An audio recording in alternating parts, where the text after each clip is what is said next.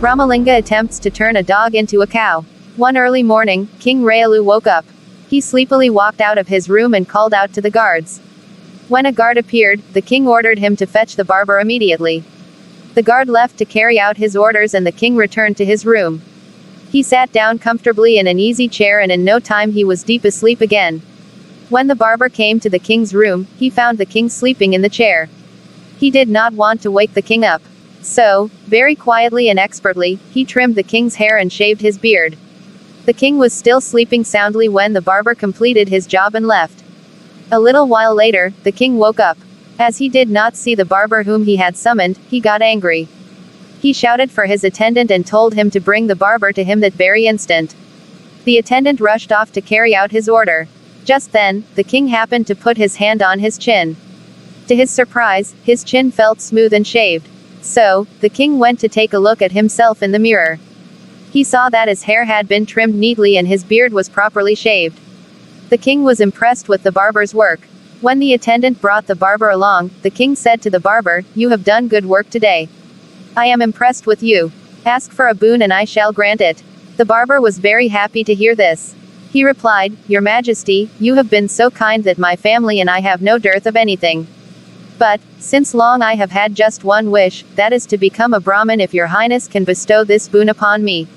The king was astonished on hearing the barber's wish but he said, "If that is what you desire, it shall be fulfilled tomorrow." The barber was overjoyed and he left the room, praising the king. Then, the king summoned some Brahmins and instructed them, "I have promised to transform the barber to a Brahmin. You have to make sure that you carry out the transformation with all your knowledge. I will reward all of you suitably." Lured by the mention of the reward, the Brahmins agreed at once to transform the barber to a Brahmin. This news spread around the town and became a cause of great concern for the Brahmins. They talked among themselves, "What the king is doing is not fair. It is something that goes against Dharma. You cannot just transform somebody into a Brahmin. This will result in more and more people wanting to become a Brahmin." But none of them had the courage to voice their objections openly for fear of punishment. So, they decided to go to Tenali Raman to seek a solution. Tenali listened to the whole story and assured the Brahmins that he will do his best to stop this activity. The next morning, the Brahmins who were ordered by the king, took the barber to the holy river and began the procedure of the transformation by chanting hymns and mantras. The king was also sitting at a distance and looking over the proceedings. Suddenly, the king saw that at some distance, Tenali was standing beside a black dog. Out of curiosity, the king walked up to Tenali and asked him what he was doing with the dog. Tenali replied that he was trying to transform the black dog into a white cow. The king laughed loudly and said, "Oh Tenali, you are such a fool. How can a dog turn into a cow by giving it a dip in holy water and chanting hymns around him?"